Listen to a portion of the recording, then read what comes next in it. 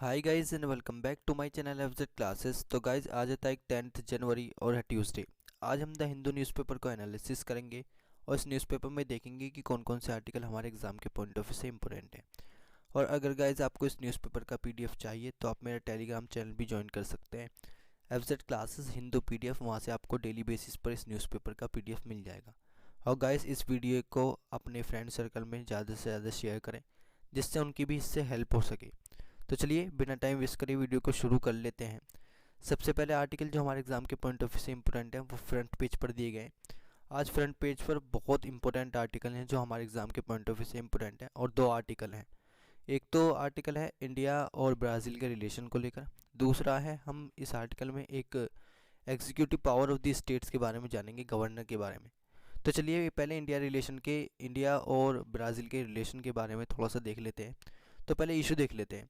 अभी क्या हुआ है आप सब जानते होंगे, अक्टूबर के अंदर जो वहाँ के डी सिल्वा लूला हैं, उन्होंने वहाँ के जो फॉर्मर प्रेसिडेंट हैं बोल्सोनारो, उनको इलेक्शन में हराया था। अब बोल्सोनारो के जो समर्थक हैं वो वहाँ पर क्या कर रहे हैं, पूरी तरीके से अपोजिट में देखने को मिल रहे हैं और प्रोटेस्ट कर रहे हैं। तो बोल्सोनारोस के जो सपोर्टर्स हैं उन्होंने स्टेट इंस्टीट्यूशंस पर स्टॉर्म को बैकर्स किया, मतलब उनका प्रोटेस्ट देखने को मिला स्टेट इंस्टीट्यूशंस पर। लूला ने कहा है कि जो एक्स प्रेसिडेंट है बोल्सोनारो, उन्होंने अपने प्रोटेस्टर्स को क्या किया है, इस प्रोटेस्ट में पूरी तरीके से इंगेज किया है। तो supporters of Brazil farmer right former president Jair Bolsonaro, जिन्होंने इन्वेट किया है कंट्रीज़ की congress, presidential palace and in supreme court. तो तीनों चीज़ ये स्टेट इंस्टीट्यूशन देखने को मिल जाएंगी ब्राज़ील की। उन्होंने इन्वेट की है कंट्रीज़ की congress, presidential palace and supreme court Sunday के अंदर। A grim echo of the US Capitol's invasions 2 years again ago by fans of the former president Donald Trump. ऐसा ही कुछ देखने को मिला था 2 साल पहले, जब प्रेसिडेंट डोनाल्ड ट्रंप के जो प्रोटेस्टर थे उन्होंने ये करा था, उनके जो सपोर्टर थे उन्होंने ये सब करा था जैसा अब ब्राज़ील में देखने को मिल रहा है। तो लेफ्टिस्ट प्रेसिडेंट लूला लूज इनिशियो लूला डे सिल्वा, जिन्होंने डिफीट किया था बोल्सोनारो को अक्टूबर इलेक्शन में, अनाउंस की थी उन्होंने एक federal security intervene in Brasilia and जनवरी 31 में। लूला ने ब्लेम किया है कि mister Bolsonaro for inflaming his supporter after in campaigning of baseless allegations of election fraud following the end of his rules mark by divisions nations populisms. मतलब वो ये कह रहे हैं कि अब जब बोल्सोनारो को डिफीट मिल गई है इलेक्शन के अंदर, तो वो कह रहे हैं कि इलेक्शंस को फ्रॉड तरीके से करा गया है, ऐसा कुछ भी नहीं हुआ है। जो वहाँ के प्रेसिडेंट हैं लूला डे सिल्वा, वो कह रहे हैं ऐसा कुछ भी नहीं हुआ है, ये सिर्फ बोल्सोनारो नेशंस को डिवाइड करने की बात कर रहे हैं। अब इसको लेकर इंडिया का आपको क्या स्टेटमेंट देखने को मिल जाएगा। तो मिनिस्टर नरेंद्र मोदी जी ने कहा है कि हमें डेमोक्रेटिक ट्रांजिशन की क्या करनी चाहिए, पूरी तरीके से रिस्पेक्ट करनी चाहिए। हमें ब्रासीलियास की राइट को नहीं देखना चाहिए, जबकि हमें डेमोक्रेसी ट्रांजिशन को पूरी तरीके से रिस्पेक्ट करना चाहिए, उसको सपोर्ट करना चाहिए। अब हमने इशू तो जान लिया, अब इस आर्टिकल में है एक चीज़ पढ़नी है, वो है इंडिया ब्राज़ील के रिलेशन, क्योंकि मेंस के पॉइंट ऑफ व्यू से रिलेशन जो होते हैं कंट्रीज़ के इंडिया के साथ वो बहुत इंपॉर्टेंट होते हैं। तो चलिए थोड़ा सा समझने की कोशिश कर लेते हैं। अगर इंडिया ब्राज़ील के रिलेशन की बात करें तो ब्राज़ील इंडिया रिलेशंस, इसको हम इंडो ब्राज़ीलियन रिलेशन भी बोलते हैं। बायलैटरल रिलेशन है ब्राज़ील और इंडिया के बीच में। रिलेशन बेस होते हैं कॉमन ग्लोबल विजन्स को लेकर, ये डेमोक्रेटिक वैल्यूज़ को शेयर करते हैं और कमिटमेंट करते हैं कि अपनी इकोनॉमिक ग्रोथ को फोस्टर करेंगे, बढ़ाएंगे, और वेलफेयर ऑफ द पीपल्स की दोनों कंट्रीज़ बात करते हैं। Brazil first Latin American nation था जिसने एस्टेब्लिश किया था डिप्लोमेटिक रिलेशन इंडिया के साथ 1948 में, जब इंडिया को आज़ादी मिली थी उसके 1 साल बाद। टाइज देखने को मिले हैं दोनों कंट्रीज़ के बीच में। स्ट्रेटेजिक पार्टनरशिप 2006 में देखने को मिली। एक ओपनिंग फेज हुआ है बायलैटरल रिलेशंस को लेकर दोनों कंट्रीज़ के बीच में। दोनों कंट्रीज़ की बात करें तो ये दोनों कंट्रीज़ मेंबर हैं ब्रिक्स की, G20 की, IBSA की और G4 की। अब इन ग्रुप्स के बारे में भी हम बात करेंगे। और ये एस्पायर होती है परमानेंट सीट मिलनी चाहिए यूनाइटेड नेशन सिक्योरिटी काउंसिल में दोनों कंट्रीज़ को। ब्राज़ीलियन प्रेसिडेंट जे बोल्सोनारो चीफ गेस्ट थे। रिपब्लिक डे सेलिब्रेशन हुआ था जब इंडिया में 2020 के अंदर, तो बोल्सोनारो उस टाइम पे चीफ गेस्ट देखने को मिले थे। According to 2013 BBC world service poll की बात करें तो ओनली 16% ब्राज़ीलियन व्यूज़ जो है इंडिया को लेकर वो पॉजिटिवली दिखता है। इंडियन ओपिनियन और Brazil is also sharply divided with 20% viewing Brazil positively, 18% viewing Brazil negatively. तो दोनों के पॉइंट ऑफ व्यू से देखने को मिला है कि दोनों के पॉइंट कैसे हैं, अगर ब्राज़ील के पॉइंट ऑफ व्यू देखें इंडिया के लिए और इंडिया के पॉइंट ऑफ व्यू देखें ब्राज़ील के लिए। अब हिस्ट्री में देखें थोड़े दोनों के रिलेशन, तो इंडिया लिंक करता है ब्राज़ील के साथ 5 सेंचुरीज से। पोर्तुगल पेड्रो एल्वेरेस कैबरल्स एक ऑफिशियल रिकॉग्नाइज करता है। फर्स्ट यूरोपियन डिस्कवर होता है ब्राज़ील 15 सेंचुरीज में। कैबरल सेंड किया जाता है इंडिया में by the king of Portugal after the return of the Vasco da Gama. पहले वास्को डिगामा आए from his pioneering journey to India. Cabral is reported to have been blown off in course on his way to India. Brazil एक important Portuguese colony है और stop over in a long journey off to Goa. This Portuguese concessions led to the exchange of several agricultural crops between India and Brazil in the colonial days. Indian cattle was imported to Brazil। तो Indian के cattle कहाँ import होते हैं? Brazil में। Most of the cattle Brazil में Indian origin के आपको देखने को मिलेंगे। डिप्लोमेटिक रिलेशंस की बात करें दोनों कंट्रीज़ के बीच में, तो ये एस्टेब्लिश हुए थे 1948 में। इंडियन एम्बेसी ओपन हुई ब्राज़ील में रायो डी जेनेरियो में मई 3, 1948 में, मूविंग टू ब्रासीलिया ऑन अगस्त 1971। कल्चरल रिलेशन देखें दोनों कंट्रीज़ के, तो एक सक्सेसफुल फेस्टिवल होता है इंडिया ऑर्गेनाइज करता है during the visit of president KR Narayan to Brazil in May 1998। एक ऑल्सो प्रेजेंस ऑफ देखने को मिलता है इस्कॉन का, सत्य साई बाबा का, महर्षि महेश योगी का और भक्त Vedanta foundation and other Indian spiritual gurus organization chapters देखने को मिलते हैं ब्राज़ील के अंदर। Stage of Mohandas Gandhi ji locate है near the park Ibirapuera at Sao Paulo and another statue जो है रियो डे जेनेरियो में देखने को मिलेगा। एक ग्रुप बुलाता है फियोज डी गांधी सन ऑफ गांधीज जो पार्टिसिपेट करते हैं regularly in carnivals in Salvador. Private Brazilians organization occasionally invite करते हैं इंडियन कल्चर टॉप्स को। अब दोनों के बीच में इकोनॉमिक रिलेशंस की बात करें तो रिसेंटली ब्राज़ील और इंडिया कोऑपरेट करते हैं in the multilateral level as an issue such as international trade और development, environment reform of the union and UN and united nation security council expansion. Two way trade 2007 में देखने को मिला जिसमें dollar 3.12 billion का देखने को मिला फ्रॉम 1.2 बिलियन इन 2004। 2016 में trade between two nations increase हुआ है डॉलर 5.64 बिलियन से। ग्लोबल सॉफ्टवेयर चेन की बात करें तो Wipro technology also set up business process outsourcing center in Curitiba to provide a share service to an AmBev largest brewery in Latin America. AmBev zonal vice president Renato नेहास Batista. 21st century में अगर देखें दोनों के relation तो ये बहुत important है। United nation security council reforms के लिए दोनों ही कंट्री बात करती हैं और दोनों कंट्री एक ग्रुप का हिस्सा भी देखने को मिल जाएंगे G4 ग्रुप 4 कंट्रीज़। बहुत कंट्रीज़ पार्टिसिपेशन चाहती हैं डेवलपिंग कंट्रीज़ का in United nation security council, वो परमानेंट मेंबरशिप चाहती हैं। Since the underlying philosophy for both of them United nation security councils more democratic legitimate representative चाहती है। G4 एक नोवल ग्रुप है दोनों रियलाइजेशंस का। अब यूनाइटेड नेशन सिक्योरिटी काउंसिल की बात करें तो इसके अंदर 15 मेंबर होते हैं, 5 नॉन परमानेंट मेंबर होते हैं, 10 नॉन परमानेंट मेंबर होते हैं और 5 परमानेंट मेंबर होते हैं, जिसमें G4 में आपको ये भी देखने को मिल जाएगा इंडिया और क्या ब्राज़ील भी नॉन परमानेंट मेंबर हैं। ये परमानेंट मेंबर बनना चाहते हैं इसलिए G4 को क्या किया गया है, फॉर्म किया गया है। अब इनके बीच में साउथ साउथ कोऑपरेशन देखने को मिलता है। ब्राज़ील और इंडिया इन्वॉल्व होते हैं IBSA में, इंडियन ब्राज़ील साउथ कोऑपरेशन में।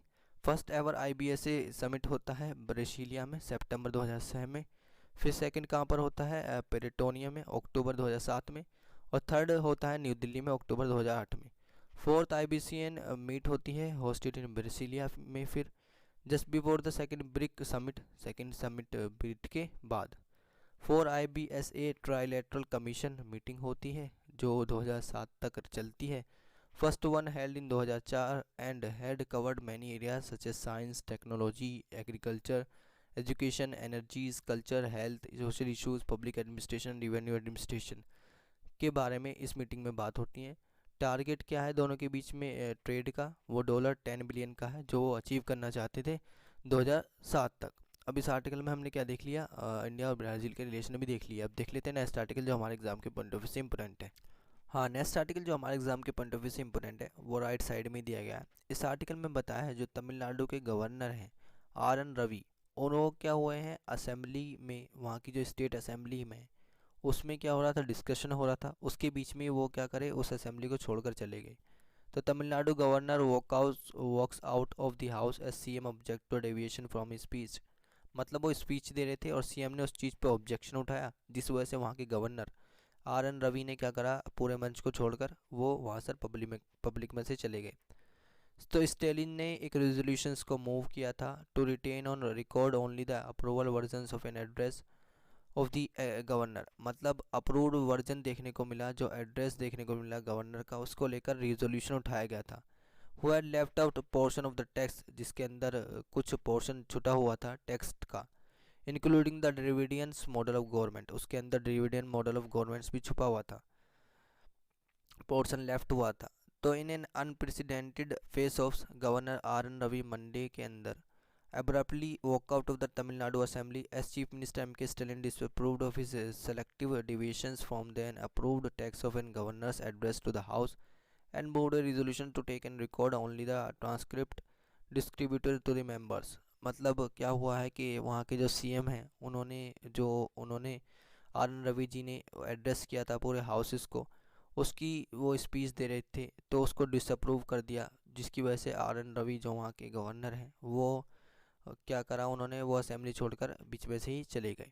अब हमने इशू तो देख लिया। अब इस आर्टिकल में हमें एक चीज़ पढ़नी है, वो है स्टेट के एग्जीक्यूटिव पावर जो होती हैं वो गवर्नर के हाथ में आती हैं, तो उसे हमें डिस्कस करना है बड़ी डिटेल में। तो चलिए गवर्नर के बारे में थोड़ा सा जान लेते हैं, इससे हमारा एक पॉलिटिकल चैप्टर पूरा कवर हो जाएगा। गवर्नर के बारे में बात करें तो governors of the states of India have similar power and function at the state level as those of the president of India.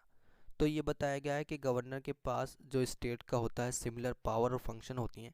जैसे अगर बात करें सेंटर में प्रेसिडेंट ऑफ इंडिया के पास पावर होती है, गवर्नर एग्जिस्ट करता है स्टेट के अंदर, वाइल लेफ्टिनेंट गवर्नर एग्जिस्ट करता है यूनियन टेरिटरीज के अंदर, जैसे national capital territory of Delhi देखने को मिलेगा। गवर्नर एक्ट करता है एक नॉमिनल हेड, दो हेड होते हैं इंडिया के अंदर, नॉमिनल हेड और रियल हेड। रियल हेड कौन होता है, CM, और रियल हेड सेंटर में बात करें तो होता है PM। नॉमिनल हेड बात करें स्टेट में तो होता है गवर्नर, और नॉमिनल हेड अगर बात करें यूनियन में तो होता है प्रेसिडेंट। तो गवर्नर एक्ट करता है एक nominal head, whereas real power lies करती है चीफ मिनिस्टर ऑफ स्टेट्स के साथ and his her council of minister के साथ। एल्दो यूनियन टेरिटरीज की बात करें तो रियल पावर जाती हैं लेफ्टिनेंट गवर्नर के हाथ में और एडमिनिस्ट्रेटर के हाथ में, accept in the NCT of Delhi and Puducherry, क्योंकि वहाँ पर CM देखने को मिलेंगे। वेयर द गवर्नर पावर को शेयर करता है काउंसिल ऑफ मिनिस्टर के साथ, जो हेड की जाती हैं चीफ मिनिस्टर के साथ। फ्यू और no governors local to the state that they are appointed. India a lieutenant governor is the leader of the union territory, however the rank is present only the union territory of Andaman Nicobar island, Ladakh, Jammu and Kashmir, Delhi and Puducherry. The other territories have administrator. तो lieutenant governor कौन कौन सी territories के पास होंगे, एक तो Andaman Nicobar island, Ladakh, Jammu and Kashmir, Delhi and Puducherry. और अदर टेरिटरीज के पास क्या होंगे, एडमिनिस्ट्रेटर होंगे, who is usually politician of ruling party, जो कि बेसिकली रूलिंग पार्टी जो है इंडिया के अंदर उसके पॉलिटिशियन होंगे in the government of India. However अगर बात करें गवर्नर ऑफ पंजाब की, वो सर्व करता है the administrator of Chandigarh. Lieutenant governors do not hold the same rank as a governor of state in the list of the presidents। तो lieutenant governor की ऐसी रैंक नहीं होती जैसी गवर्नर ऑफ स्टेट की रैंक होती है। गवर्नर लेफ्टिनेंट गवर्नर अपॉइंट होते हैं बेसिकली दोनों प्रेसिडेंट ऑफ इंडिया के द्वारा for the term of the 5 years. Selection process क्या है, इनका क्वालिफिकेशन क्या है, तो आर्टिकल 157 और आर्टिकल 158 में कॉन्स्टिट्यूशन ऑफ इंडिया के अंदर इनकी रिक्वायरमेंट दी गई हैं। जो एलिजिबिलिटी क्राइटेरिया है पोस्ट ऑफ द गवर्नर्स के लिए वो इस तरीके का है। गवर्नर की बात करें तो उसकी एज लमसम कितनी होनी चाहिए, एटलीस्ट कम से कम 35 साल तो होनी चाहिए। वो मेंबर नहीं होना चाहिए either house of the parliament और house of the state legislature का। Should not hold any office of profit, वो स्टेट गवर्नमेंट के अंदर या गवर्नमेंट ऑफ इंडिया के अंदर कोई भी ऑफिस ऑफ प्रॉफिट को नहीं होल्ड करे हुए हो। Traditionally governor are not appointed to the let the state where they reside. although this is not stipulated in the constitution। Appointment की बात करें तो गवर्नर ऑफ स्टेट अपॉइंट किया जाता है प्रेसिडेंट ऑफ इंडिया के द्वारा। Factor based on which the president evaluates the candidate is not mention in the constitutions. Power functions की बात करें तो प्राइमरी फंक्शन गवर्नर का है कि वो प्रिजर्व करे, प्रोटेक्ट करे, डिफेंड करे कॉन्स्टिट्यूशंस को और लॉ को जो इनकॉर्पोरेट होते हैं उसकी ओथ को और office under article 159 of the Indian constitution in the administration of the state affairs. सारे के सारे गवर्नर के action, recommendation and supervisory powers article 167, article 200, article 213, article 355 में दिए गए हैं।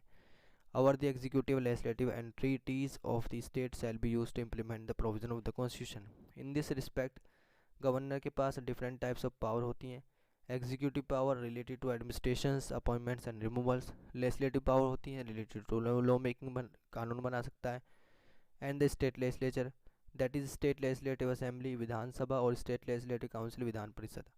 डिस्क्रिशनरी पावर मतलब उसकी अपनी भी पावर होती है कि वो अपने माइंड से भी काम कर सकता है। Carried out to the according to the discretionaries of the governor. Governor of India के पास सिमिलर पावर होती है of the state as a जो गवर्नमेंट ऑफ इंडिया के पास मतलब प्रेसिडेंट के पास पावर होती है सेंट्रल लेवल पर, वही गवर्नर ऑफ इंडिया के पास, गवर्नर ऑफ स्टेट के पास भी पावर होती है।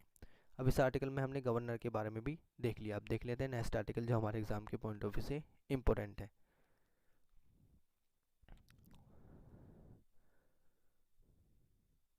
हाँ, नेक्स्ट आर्टिकल जो हमारे एग्जाम के पॉइंट ऑफ व्यू से इम्पोर्टेंट है वो बेसिकली एडिटोरियल है जो 6 पेज पर दिया गया है।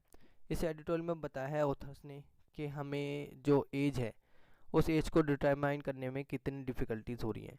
और ये एज किस चीज़ की है, जब कोई बॉयज़ किसी गर्ल का रेप कर देता है तो उसको लेकर जो एज डिटरमाइनिंग है उसको लेकर हमारे लॉ में क्या देखने को मिल रही है, डिफ़िकल्टीज देखने को मिली हैं। अब इसको लेकर एक एग्जांपल बताया है।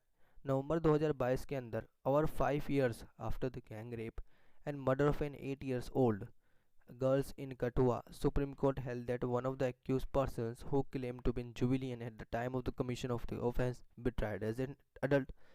मतलब जब गैंग रेप हुआ और मर्डर हुआ 8 साल की बच्ची का, तो सुप्रीम कोर्ट ने क्या करा, एक एक्यूज पर्सन को जो अपने आप को क्लेम कर रहा था कि वो जुवेलियन है at the time of the commission of the offence, उसको भी किसके अंदर डाल दिया, एडल्ट के अंदर डाल दिया, जबकि उस टाइम पे एडल्ट नहीं था, वो उस टाइम पे एडल्ट नहीं था। अब कंट्राडिक्शनरी डॉक्यूमेंट्स क्लेम करते हैं उसके डेट ऑफ बर्थ को लेकर, जो दिखाते हैं एक्यूज पर्सन की date 15 years of old, 15 years सिर्फ दिखाते हैं और मैच्योरिटी में भी नहीं आया। तो हमारे इंडिया में मैच्योरिटी कब आती है, 18 years old and 2 months old at the time of the commission of the offence. जिस टाइम पे उसने ऑफेंस को किया था उस टाइम पे उसकी उम्र कितनी, 15 साल थी। जो पब्लिश करती है was publish in the certificate issued by local municipal committee.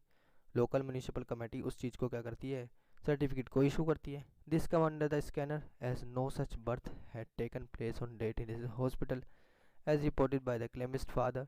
जो उसके फादर है उस चीज़ को उसने क्या किया, उनको क्लेम किया पूरी तरीके से कि उनका बच्चा क्या था, एडल्ट नहीं था उस टाइम पे जिस टाइम पे उसने कमीशन ऑफ ऑफेंस किया था। अब इस चीज़ को लेकर इशू बहुत सारे देखने को मिले, एक नहीं बहुत सारे इशू देखने को मिले कि उन्हें ट्रायल के अंदर डाल दिया जाता है जबकि उनकी एज भी नहीं होती, फिर भी उन्हें ट्रायल के अंदर डाल दिया जाता है। अब इसका सॉल्यूशन क्या है, तो रजिस्टर्ड बर्थ ट्रूथफुली। अब एनी ऑफ द एनालिसिस देखें, अगर 100 केसेस ऑफ रेप की 2012 से 14 तक ऑफ एन माइनर गर्ल्स की जो डिसाइड होते हैं ट्रायल कोर्ट्स ऑफ रायपुर के द्वारा, दिस अथॉरिटी फाउंड करती है कि प्रोसिक्यूटरीज could be proved a minor only in the less than 1/3 of the cases. मतलब 1/3 केसेस में ऐसा देखने को मिला है कि माइनर देखने को मिली हैं, जो रेपिस्ट देखने को मिले हैं। तो school certificates were produce in more than 3/4 of the cases. तो उस टाइम पे क्या करा गया है, स्कूल सर्टिफिकेट्स को मान्यता दी गई है कि स्कूल सर्टिफिकेट्स को दिया जाए, जिसके अंदर 3/4 ऑफ केसेस में क्या दिया गया है, स्कूल सर्टिफिकेट्स को प्रोड्यूस किया गया है। कोर्ट ने एडमिट किया है minority only in about 1/4 of the cases. In most cases में parents could not substantially their statement. बहुत सारे केसेस में पेरेंट्स ने स्टेटमेंट ही नहीं दिया अपने एक्यूज्ड लड़कों को लेकर विद द हॉस्पिटल्स और any others record. Based on the certificate test minority could be proved only in one of the 7 cases. Minorities becomes difficult to prove with increase in age. मतलब age बढ़ती रहेगी तो फिर हम किस चीज़ कैसे minorities को प्रूफ कर पाएंगे। However, about 50% of the birth certificate issue and the provision of law were admitted as incredible pieces of evidence। तो ज़्यादातर ये देखने को मिलता है कि 50% जो बर्थ सर्टिफिकेट होते हैं वो प्लेस ऑफ एविडेंस का क्या होते हैं, पूरी तरीके से क्रेडिबल डॉक्यूमेंट्स होते हैं। According to united nations childrens fund report की बात करें 2016 में, तो only 70% of the birth of the childrens below 5 years were registered in India. मतलब 72% सिर्फ जो चिल्ड्रंस का बर्थ हुआ है 2016 के अंदर, उसके अंदर सिर्फ 5 ईयर्स के चिल्ड्रंस को सिर्फ रजिस्टर किया गया है इंडिया के अंदर। मतलब और कहाँ गए, और बच्चों को रजिस्टर ही नहीं किया गया, 72% बच्चों को सिर्फ रजिस्टर किया गया है। And out of 26 million childrens जो हर साल बॉर्न होते हैं इंडिया के अंदर, अराउंड 10 मिलियंस को सिर्फ क्या किया, रजिस्टर्ड किया गया। तो ये प्रॉब्लम देखने को मिल रही है इंडिया के अंदर कि जब चाइल्ड बॉर्न हो जाता है तो उसको रजिस्टर्ड नहीं किया जाता, फिर उसको रजिस्टर्ड नहीं किया जाता, वो आगे जाके कुछ काम कर देता है गलत, तो उसकी फिर एज को डिटर्मिनाइज नहीं किया जाता। तो इस आर्टिकल में क्या बताया है ऑथर्स ने कि हमें एज को क्या करना चाहिए, पूरी तरीके से डिटर्मिनाइन करना चाहिए, जिससे आगे जाके उसको क्या मिल सके, पूरी तरीके से इंसाफ मिल सके। तो एडिटोरियल भी हमने देख लिया। अभी नेक्स्ट एडिटोरियल हमारे एग्जाम के पॉइंट ऑफ व्यू से इंपॉर्टेंट है, इसी पेज पर दिया गया है। इसमें बताया गया है कि हम किस तरीके से करप्शन से लड़ें, कि हमें करप्शन से लड़ाई करनी चाहिए, किस तरीके से लड़ाई करनी चाहिए। तो एक एग्जाम्पल दिया है ऑथर ने, एक जजमेंट देखने को मिला था दिसंबर 2022 के अंदर, Neeraj Dutta versus state government of NCT of Delhi का। तो constitution bench of supreme court of India ने come down heavily on corruption among public servants in the countries. Public servants के बीच में जो करप्शन देखने को मिला उस पर बहुत हैवी क्या किया था, एक हैवी डिसीजन लिया था। And lowered the bar for the quantum of evidence required to convict person charge with corruption. Verdict were held by those who desire probabilities in the public administration demand determined penalties for criminal activities। तो verdict किसके द्वारा देखने को मिला, जो चाहते थे कि पब्लिक एडमिनिस्ट्रेशंस में करप्शन ना हो, पेनल्टीज लगाई जाए क्रिमिनल एक्टिविटीज़ पर। दिस वाज, ये फर्स्ट टाइम नहीं था जब सुप्रीम कोर्ट में इसके ऊपर बात हो रही थी, करप्शन के ऊपर पूरे सिस्टम में। On many occasion in past की बात करें तो कोर्ट ने इक्वली स्ट्रॉन्ग एक्सप्रेशन दिए हैं, courage the affiliates are public administration, but in spite of the unequivocal stand, the extent of corruption in public life remains undiminished। Ruling की बात करें तो it's ruling supreme court debunks the myth of the absolute proof of guilt alone can help conviction offenders।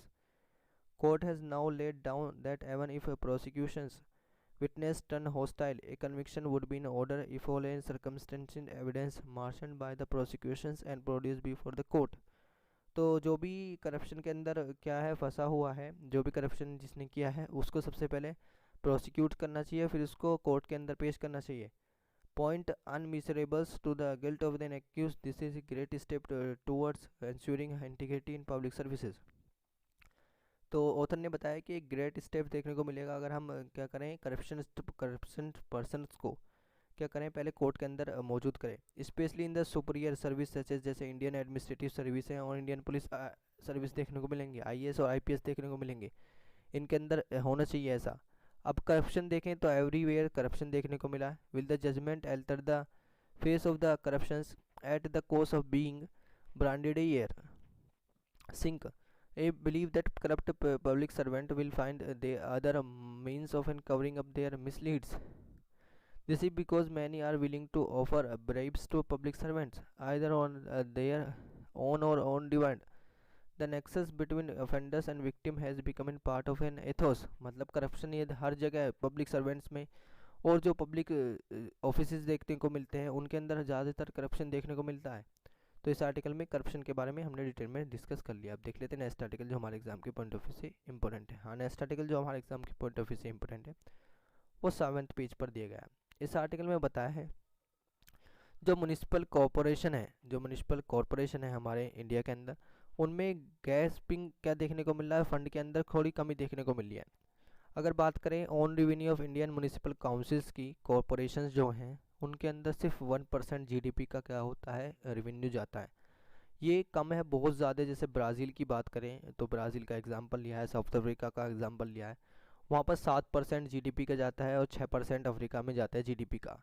Municipal corporation basically क्या होती हैं, जो urban body होती है, अर्बन सेल्फ गवर्नमेंट होती हैं, उन्हीं क्या होते हैं म्यूनिसिपल कॉरपोरेशन उन्हें बोलते हैं। तो कंबाइंड बजट जो देखने को मिलता है म्यूनिसिपल कॉरपोरेशन का इंडिया के अंदर, वो बहुत कम देखने को मिलेगा सेंट्रल एंड स्टेट गवर्नमेंट के द्वारा। In RBI analysis of finances of urban local bodies, ये अर्बन लोकल बॉडीज़ हैं, स्टडी टाइटल दिया है, एक आरबीआई ने रिपोर्ट्स निकाली है, रिपोर्ट ऑफ म्यूनिसिपल फाइनेंसिस को लेकर, reveals how municipal bodies are in an increasing depend on fund transfer from the state and the centre. तो रिपोर्ट में बताया है कि किस तरीके से म्यूनिसिपल बॉडीज़ जो हैं वो चाहती हैं क्या करें कि उनका फंड रिलीज़ होना चाहिए सेंटर और स्टेट गवर्नमेंट दोनों से, while their revenues earning capacity is limited, उनकी रिवेन्यूज़ अर्निंग कैपेसिटी बहुत कम देखने को मिलेगी, उनके revenues raising power are curtailed. Study दिखाती है कि लिमिटेड फंड्स उनको दिया जा रहा है, 70% of it gets spend on salaries, और जो उनका फंड है वो उनका 70% उनकी सैलरीज में चला जाता है, उनके पेंशन में, उनके एडमिनिस्ट्रेटिव एक्सपेंसेस में, और एस जो बच जाता है उनका कैपिटल एक्सपेंडिचर बच जाता है। एंड अबाउ ऑल की बात करें, municipal corporation don't borrow much, और वो उधार भी नहीं ले सकते, living deep gasping for fund, और उनका क्या देखने को मिल रहा है कि उनके अंदर बहुत कमी देखने को मिल रही है फंड्स की लेकर अगर बात करें तो। अब हमने म्यूनिसिपल कॉरपोरेशन के बारे में भी देख लिया। अब देख लेते हैं नेक्स्ट आर्टिकल जो हमारे एग्जाम के पॉइंट ऑफ व्यू से इंपॉर्टेंट है। हाँ, नेक्स्ट आर्टिकल जो हमारे एग्जाम के पॉइंट ऑफ व्यू से इंपॉर्टेंट है वो टेस्ट एंड कंटेस्ट में दिया गया। इस आर्टिकल में बताया गया है, जो एक स्टेटमेंट आया यूनाइटेड नेशन के तरफ से, उसमें बताया गया है कि ज़्यादातर डैम्स जो हैं इंडिया के, उनके अंदर स्टोरेज कैपेसिटी जो है वो 26% से कम हो रही है। तो many dams in India to lose 26% of the storage capacity by 2050 तक क्या कर देंगे, इंडिया के जो बहुत सारे डैम हैं वो 26% से अपनी स्टोरेज कैपेसिटी को लॉस कर देंगे। तो 3700 नंबर ऑफ डैम्स इंडिया के अंदर लूज कर देंगे अपने 26% of their total storage by 2050 due to the accumulation of sediments which can undermine water securities and power generation according to the UN. तो बहुत ज़्यादा वहाँ पर सेडिमेंट्स रॉक्स देखने को मिल रहे हैं डैम्स के अंदर, एक्यूमुलेशन देखने को मिल रहा है सेडिमेंट्स का, जो कि अंडरमाइन करते हैं वाटर सिक्योरिटीज़ को, बेसिकली वाटर सिक्योरिटीज़ को अंडरमाइन करते हैं और पावर जनरेशंस को अंडरमाइन करते हैं। सेंट्रल वाटर कमीशन ने कहा है कि अमंग 141 डैम्स जो 1/4 देखने को मिलेंगे लॉस कर चुके हैं अपनी 30% ऑफ देयर स्टोरेज कैपेसिटीज़ को। ये सेंट्रल वाटर कमीशन की तरफ से भी रिकॉर्ड देखने को मिला है, स्टेटमेंट देखने को मिला है। अब इस आर्टिकल में हमें एक चीज़ और पढ़नी है, वो है यूनाइटेड नेशन के बारे में, क्योंकि हमने इशू तो देख लिया, अब यूनाइटेड नेशन के बारे में थोड़ा सा जानने की कोशिश कर लेते हैं। तो यूनाइटेड नेशन की बात करें तो एक इंटर गवर्नमेंटल ऑर्गेनाइजेशन है। मतलब इंटर गवर्नमेंटल का मतलब क्या होता है कि अलग अलग स्टेट की गवर्नमेंट जाती हैं और वहाँ पर डिस्कस करती हैं, जिनका पर्पज़ यही है कि अपनी इंटरनेशनल पीस को और सिक्योरिटी को बना सकें पूरे वर्ल्ड में, फ्रेंडली रिलेशन बना सकें नेशंस के बीच में, अचीव कर सकें इंटरनेशनल कोऑपरेशन और हार्मोनाइज कर सकें पूरे के पूरे एक्शन ऑफ नेशंस को। World largest and most familiar international organization आपको देखने को मिलेगी। यूएन का हेडक्वार्टर आपको इंटरनेशनल टेरिटरी न्यूयॉर्क में देखने को मिलेगा, जो कि अमेरिका में है, और अदर मेन ऑफिस के जेनेवा, नैरोबी, वियना, हैग में देखने को मिलेंगे, जो कि हैग आपको home of international court of justice का भी देखने को मिलेगा। यूएन को एस्टेब्लिश किया गया था वर्ल्ड वार सेकेंड के बाद, कि उसका एम था कि हम आगे जो फ्यूचर में वार होंगे उनको प्रिवेंट करेंगे। इसने सक्सीड किया था, इससे पहले लीग ऑफ नेशन था, उसको हटाकर इसको लाया गया था यूएन को। जो करेक्टरिस्टिक्स करता है इनएफेक्टिव, उस टाइम पे फिर ये इनएफेक्टिव देखने को मिला लीग ऑफ नेशंस। 25 अप्रैल 1945 में 50 गवर्नमेंट्स जो मीट हुई सैन फ्रांसिस्को में कॉन्फ्रेंस के लिए, और स्टार्ट किया है एक ड्राफ्टिंग यूएन चार्टर, जिसको अडेप्ट किया गया 25 जून 1945 में, और फिर वो इफेक्ट में आया 24 अक्टूबर 1945 में। फिर यूएन का काम उस टाइम से क्या हो गया, पूरी तरीके से शुरू हो गया। फाउंडिंग मेंबर की बात करें तो यूएन के पास 51 मेंबर स्टेट थे, और फिर साउथ सुडान ऐड हुआ 2011 में। अब इसके पास मेंबरशिप कितनी स्टेटों की है, 193, जो रिप्रेजेंट करते हैं पूरे वर्ल्ड सॉवरन स्टेट्स को ऑलमोस्ट। ऑर्गेनाइजेशन का मिशन है कि वर्ल्ड पीस को क्या करे, पूरी तरीके से डिक्लेयर करे। जो डिकेड्स हुई थी कोल्ड वार के बाद between the US and Soviet unions, complementary देखने को मिला था अलायंस के बीच में। इसका मिशन है कि प्राइमरी ऑफ अनआर्म्ड और मिलिट्री ऑब्जर्व करे, लाइटनिंग आर्म्ड ट्रूप्स को भेजे विद द प्राइमरी मॉनिटरिंग रहे हर नेशन में, जो इसका पार्ट देखने को मिलेगा। यूएन के आपको 6 प्रिंसिपल ऑर्गन्स देखने को मिलेंगे, जिसमें general assembly, security council, economic and social council जिसको इकोसोक भी बोलते हैं, ट्रस्टिप काउंसिल्स और इंटरनेशनल कोर्ट ऑफ जस्टिस और यूएन सेक्रेटरी देखने को मिलेगा। यूएन सिस्टम इंक्लूड करता है multitude of specialized agencies, funds of programs such as world bank group, world health organization, world food program, UNESCO, UNICEF. Additionally non governmental organization may be granted consultative status with ECOSOCs and other agency to participate करते हैं UN work में। UN chief administrative officer secretary general होता है। Country Portuguese politician और diplomatic Antonio Guterres क्या है, United nation chief administrative officer देखने को मिलेंगे, जिन्होंने फर्स्ट 5 ईयर्स अपने शुरू करे थे 1 जनवरी 2017 में, जो रिइलेक्ट हुए 8 जून 2021 में, फिर वो दोबारा से क्या बन गए, यूएन के चीफ एडमिनिस्ट्रेटिव ऑफिसर बन गए। ऑर्गेनाइजेशन फाइनेंस करती है axis by and voluntary contribution, जो इसके मेंबर स्टेट से होता है। यूएन ऑफिस की एजेंसी ने क्या करे हैं, बहुत सारे नोबेल प्राइज पीस प्राइज को जीता है। तो other evolution of effectiveness have been mix. Some commentator believe करते हैं ऑर्गेनाइजेशन एक important force of for peace के लिए और ह्यूमन डेवलपमेंट्स के लिए आपको देखने को मिल जाएगी। अब हमने यूएन के बारे में भी डिटेल में डिस्कस कर लिया। अब देख लेते हैं नेक्स्ट आर्टिकल जो हमारे एग्जाम के पॉइंट ऑफ व्यू से इम्पोर्टेंट है। हाँ, नेक्स्ट आर्टिकल जो हमारे एग्जाम के पॉइंट ऑफ व्यू से इम्पोर्टेंट है वो क्विज में दिया गया है। इस आर्टिकल में हमें एक फेस्टिवल के बारे में पढ़ना है, क्योंकि फेस्टिवल्स भी हमारे एग्जाम के पॉइंट ऑफ व्यू से इम्पोर्टेंट होते हैं। तो इस फेस्टिवल का नाम है पोंगल। तो एक हमें मल्टी डे हार्वेस्ट फेस्टिवल पढ़ना है, जो सेलिब्रेट होता है तमिल्स के द्वारा इंडिया में और श्रीलंका में। तो चलिए पोंगल्स के बारे में थोड़ा सा देखें। अगर पोंगल फेस्टिवल को देखें तो एक multi day Hindu harvest festival देखने को मिल जाएगा, जो तमिल्स के द्वारा सेलिब्रेट किया जाता है इंडिया में और श्रीलंका में।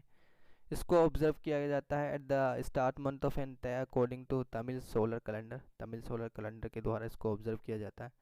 इस फेस्टिवल को सेलिब्रेट किया जाता है यूजुअली जनवरी 14 में, अभी जो आने वाली है, और जनवरी 15 में, depending on the sun orbit के डिपेंड पर इसको फेस्टिवल को बनाया जाता है around the earth that particular year. ये डेडिकेटेड होता है सन गॉड्स को लेकर, सूर्य के लेकर। कोरस्पेंडिंग इसे बोलते हैं मकर संक्रांति। हार्वेस्ट फेस्टिवल है अंडर मैनी रीजनल नेम्स, जिसे हम बोला जाता है इंडिया के अंदर। 3 डेज़ का ये फेस्टिवल होता है। पोंगल फेस्टिवल, जिसे हम भोगी पोंगल भी बोलते हैं, सूर्य पोंगल भी बोलते हैं, मट्टू पोंगल भी बोलते हैं। बहुत सारे तमिल सेलिब्रेट करते हैं इसको 4th डे ऑफ पोंगल, जिसे हम कन्नुम पोंगल्स भी बोलते हैं। Pongal one of the most important festival है जो सेलिब्रेट किया जाता है तमिल पीपल के द्वारा तमिलनाडु में, कर्नाटक में, केरला के अंदर, आंध्र प्रदेश के अंदर और एंड पुडुचेरी के अंदर। मेजर तमिल फेस्टिवल है श्रीलंका के अंदर भी ऑब्जर्व किया जाता है। Tamil diaspora world wide including जैसे मलेशिया में भी तमिल्स रहते हैं, उनके द्वारा भी इसको मनाया जाता है। मॉरिशियस में, साउथ अफ्रीका में, सिंगापुर में, यूएसए में, यूके में, कनाडा में और गल्फ कंट्रीज़ में। पोंगल की बेसिकली देखेंगे पोंगल का मतलब क्या है, तो फेस्टिवल को नाम दिया गया आफ्टर द सेरेमोनियल पोंगल, जिसका मतलब होता है टू बॉयल और ओवरफ्लो, और रेफर्स करता है ट्रांजिशनल डिश को लेकर, जो प्रिपेयर की जाती है जब न्यू हार्वेस्टिंग हो जाती है। Rice boiled and milk with in jaggery rose sugar. अब हमने पोंगल के बारे में भी डिटेल में डिस्कस कर लिया। अब देख लेते हैं नेक्स्ट आर्टिकल जो हमारे एग्जाम के पॉइंट ऑफ व्यू से इंपॉर्टेंट है। जो नेक्स्ट आर्टिकल हमारे एग्जाम के पॉइंट ऑफ व्यू से इंपॉर्टेंट है वो बेसिकली थंबनेल वाला आर्टिकल आप देख पा रहे होंगे। अभी यूपी के अंदर क्या होने वाला है, 22 फरवरी से जो ट्रेन के टिकट्स हैं उनको हम ऑनलाइन भी ले सकते हैं। मतलब उनको पहली बुकिंग की जा सकती है, उनकी डेबिट कार्ड क्रेडिट कार्ड से भी हम उनको ले सकते हैं। तो ये अभी जब लागू होगा तो इसके बारे में भी हम डिटेल में डिस्कस कर लेंगे। अब देख लेते हैं नेक्स्ट आर्टिकल जो हमारे एग्जाम के पॉइंट ऑफ व्यू से इंपॉर्टेंट है। हाँ, नेक्स्ट आर्टिकल जो हमारे एग्जाम के पॉइंट ऑफ व्यू से इंपॉर्टेंट है वो 12th पेज पर दिया गया है। इस आर्टिकल को भी हम कल डिस्कस कर लेंगे। ये पूरा आर्टिकल नहीं है, अभी ये कल आर्टिकल पूरा आएगा। इस आर्टिकल में बेसिकली बताया क्या है, अगर थोड़ा सा पॉइंट ऑफ व्यू देखें तो 3.12 lakh Indian railways post vacant देखने को मिला है, ये मिनिस्ट्री ने कहा है। और सबसे ज़्यादा नॉर्थ जोन में 50% ऑफ पोस्ट वैकेंट देखने को मिली है, सेंट्रल जोन में, और सारी की सारी सेफ्टी कैटेगरी ली गई हैं। रिक्रूटमेंट प्रोसेस लाया गया है 35,281 वैकेंसीज़ को कंप्लीट करने के लिए, जो मिनिस्टर ने कहा है राज्यसभा के अंदर। तो ये वैकेंट सीट्स देखने को मिली है रेलवे के अंदर। इस आर्टिकल को हम कल डिस्कस कर लेंगे। अब देख लेते हैं नेक्स्ट आर्टिकल। हाँ, तो गाइज ये आर्टिकल थे जो हमारे एग्जाम के पॉइंट ऑफ व्यू से इंपॉर्टेंट थे। वीडियो अच्छी लगे तो वीडियो को लाइक करें, चैनल को सब्सक्राइब करें, और गाइज इसे अपने फ्रेंड सर्कल में भी शेयर कर दें जिससे उनकी हेल्प हो सके। और कमेंट करके ज़रूर बताएं कि वीडियो कैसी लगी, और बताएं अपने सजेशन भी आप दे सकते हैं कि वीडियो में और हम क्या क्या ऐड कर सकते हैं। क्वेश्चंस ऐड कर सकते हैं, PYQ ऐड कर सकते हैं, या हम इंडियन एक्सप्रेस के आर्टिकल्स को भी इसमें ऐड कर सकते हैं। तो चलिए मिलते हैं नेक्स्ट वीडियो में, तब तक के लिए थैंक यू, जय Hind and never give up.